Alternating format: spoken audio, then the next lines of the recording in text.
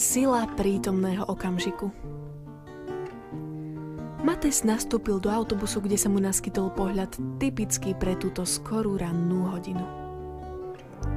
Všade plno ospalých ľudí, ktorí sa snažia ukradnúť si pár minút spánku navyše. Keby vedeli, že on vstal dobrovoľne o 2 hodiny skôr, aby skočil do studenej vody v 50-metrovom bazéne, kde dnes plánoval urobiť minimálne 20 dĺžok, asi by si mysleli, že zošalel. Usmial sa. Uvidel totiž osobu, ktorá tieto jeho skoré ranné vstávania zapríčinila. Sára sedela sama na dvojmiestnom sedadle pri posledných nástupných dverách v smere jazdy a nevnímala svet okolo seba ako vždy. Mala otvorený svoj zápisník a niečo si doň zapisovala.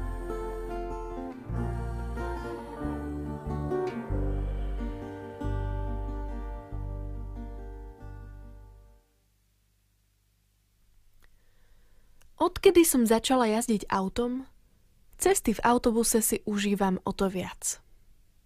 Je to možno aj tým, že to, čo vydávam v autobuse, ma inšpirovalo k napísaniu jednej z úvodných kapitol mojej knihy.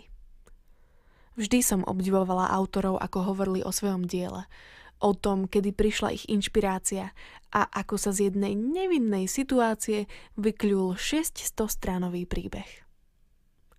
Tolkien svojho hobita napísal, pretože mu študent namiesto odpovedí z písomky odovzdal čistý hárok papiera.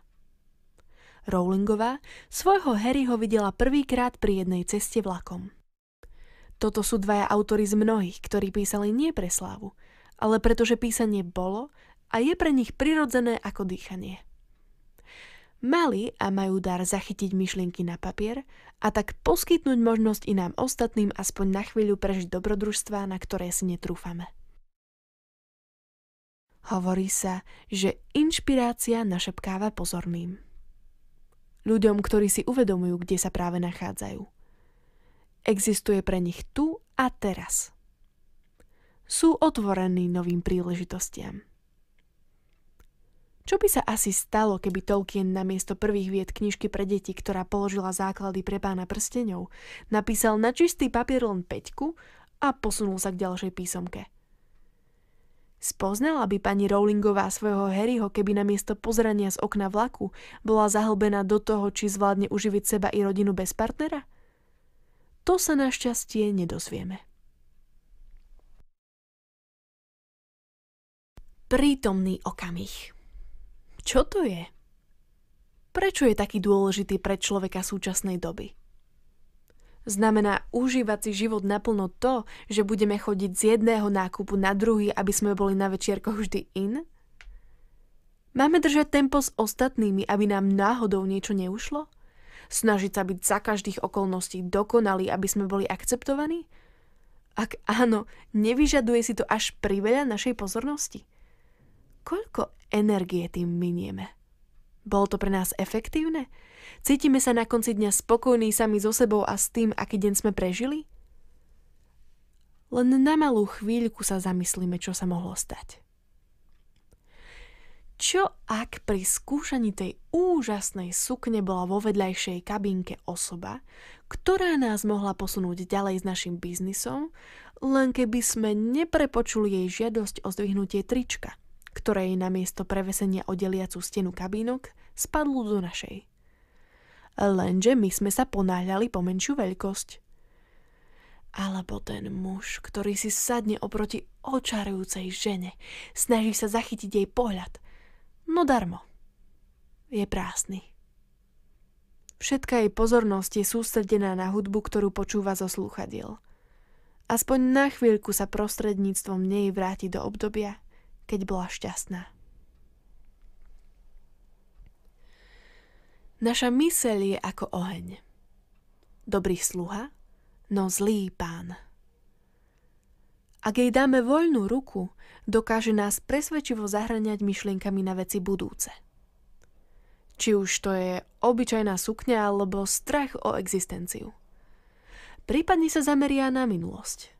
Stále dookola nám prehráva situácie, ktoré už zmeniť nevieme, alebo nás uzamkne v obdobiach, kedy sme boli šťastní s tým, že na nové šťastie už aj tak nárok nemáme. Pre minulosť či budúcnosť nám uniká prítomnosť. V svojej knihe píšem o jednej planéte, ktorá sa nachádza na okraji čiernej diery v bode, kde diera ešte nemala dosah na zakrivenie času.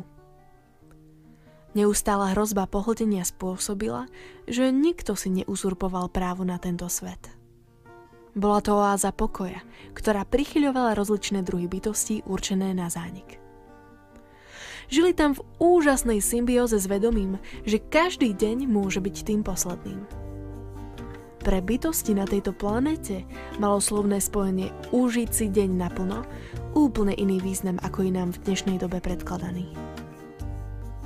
Nešlo o to, čo robili, ale o to, ako to robili. Uvedomenie si každej jednej myšlienky, každého nádychu. Bolo to miesto, kde sa vytrácal z duše strach a narad prichádzala dlho potláčaná odvaha. Je to síce sci-fi s prvkami fantasy, no napadá mi, či sa to dá vyskúšať i v našej realite. Tu a teraz. Nejde o to nechať všetko, čo robíme a začať úplne od znova. Aj tak by nás to skôr či neskôr dobehlo. No vieme si povedať, že odteraz budeme robiť všetko vedome? Ustriehneme si každú myšlienku? Budeme vnímať naše emócie? Veď tie sú našim najpresnejším kompasom na plavbe zvanej život. Dokážeme sa sami za seba postaviť? Keď kuchár píše knihu o varení, tak len z tých receptov, ktoré sám varí. Fikcia je síce v tomto smere dosť zhovievavá, ale i tak sa v nej nájdu veci, ktoré si autor vyskúšal sám na sebe. A preto i ja skúšam to, čo je pre obyvateľov planéty zrkadiel úplne prirodzené. Nie je to jednoduché. Je to ako keď sa človek učí plávať. Najprv sa musí naučiť splývať a potom sa udržať na hladine, keď začne hýbať rukami i nohami. Na začiatku je to len pár záberov a potom počuť lognutie. Rýchlo na nohy, vykašľať sa a potom ďalší pokus. O niečo dlhší. Po zvládnutí pokojnej hladiny prichádza vietor a ďalej to už všetci poznáme. Buď vytrváme, alebo to vzdáme.